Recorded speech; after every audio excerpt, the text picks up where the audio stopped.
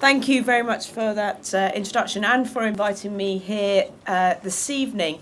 It is absolutely fantastic to see so many of you here. I don't think I've been to a reception on the terrace and seen this number of people here.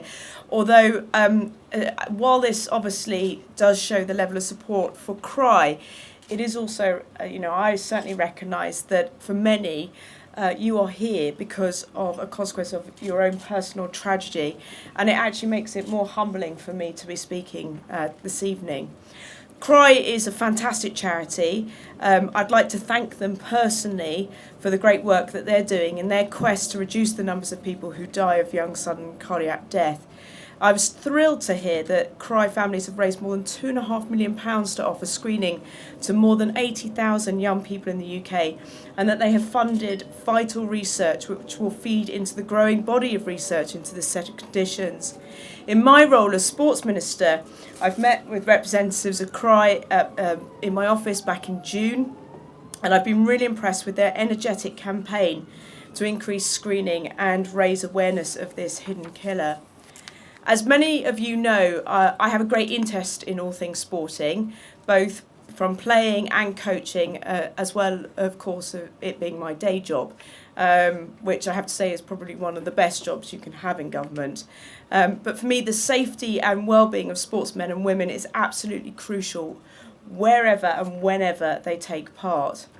And of course, the professional sport world has seen a number of high-profile cases where those with heart conditions have hit the headlines following attacks while playing. There's two that stick in my mind, and of course Fabrice Muamba playing football for Bolton against Spurs back in 2012, and more recently Danny Jones, who was playing rugby league for Keighley Cougars. Fabrice has since retired from the game, but has happily made a recovery to the point where he played 15 minutes of a testimonial match this year. Sadly, Danny collapsed in May this year following a heart attack while playing for Keighley, and then died in hospital that same day. I saw Danny's wife sing Abide With Me at the Challenge Cup final in his memory, and it was probably one of the most moving things that I've seen. There wasn't a dry eye in the stadium, but I think most of all it really cemented an understanding of the indiscriminate nature of these tragedies.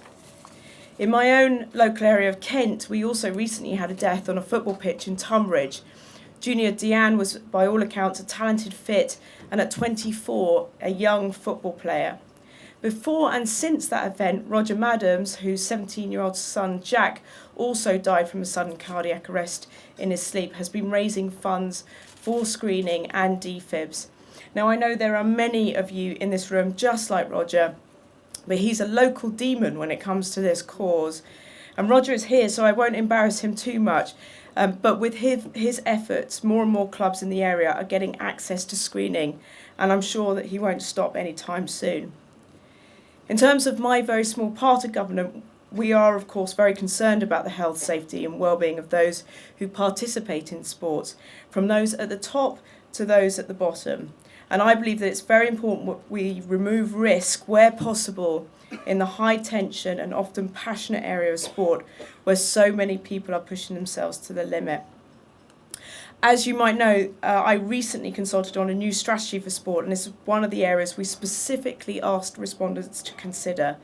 I'll be publishing the strategy before Christmas, but I'm keen to emphasise that this is the beginning and not the end of the process. I know that CRY is campaigning to increase awareness among sporting bodies of screening services and guidelines, and with that to ensure that the correct CPR and defibrillator training is available. Having spoken to most of the governing bodies about this issue, I know it's something that happens at the elite levels of most sports, but what we need to do is to ensure that those who play organised sport at the lower non-professional levels also have the same support. So I very much hope that as we take the sports strategy forward, CRY will remain involved, helping to make sport as safe as possible.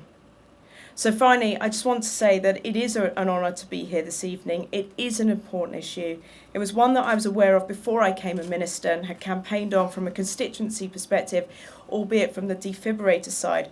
But now I get to do the opportunity to do more at a higher level, and I shall work as passionately as you do to make a difference for as long as I'm in this role. So thank you, and enjoy the rest of your evening. I'm popping up here for a moment because I'm just got a little gift for Tracey. We do it every year to an MP, so I'm going to call you at MP level. This is for you. It's a picture of Aylesford Bridge in your community. It's been done by one of our Brie families whose daughter, Laura, stood up in class age 14 to start a speech on presentation, and she dropped dead in front of all her classmates. So he does a painting for us every year, and he's done one specially for you because he knew that you were going to be speaking tonight. So I just want to, this is partly so you hang it on your wall and you don't forget CRY. You realise that, don't you? So this is Laura, Thank you. All of you will know. I show it to you every year, a little bit about her, and this is for Tracey. So thank you. Thank you. Well, thank you. Can I just say thank you? And you know, I'm pregnant. I'm very emotional right now, but this is just really adding to it. And John, thank you very much. It is an absolutely beautiful representation of Aylesford Bridge, and I will make sure that it's hung in my ministerial office and Conspicuously. Conspicuously. But thank you very much. Thank you.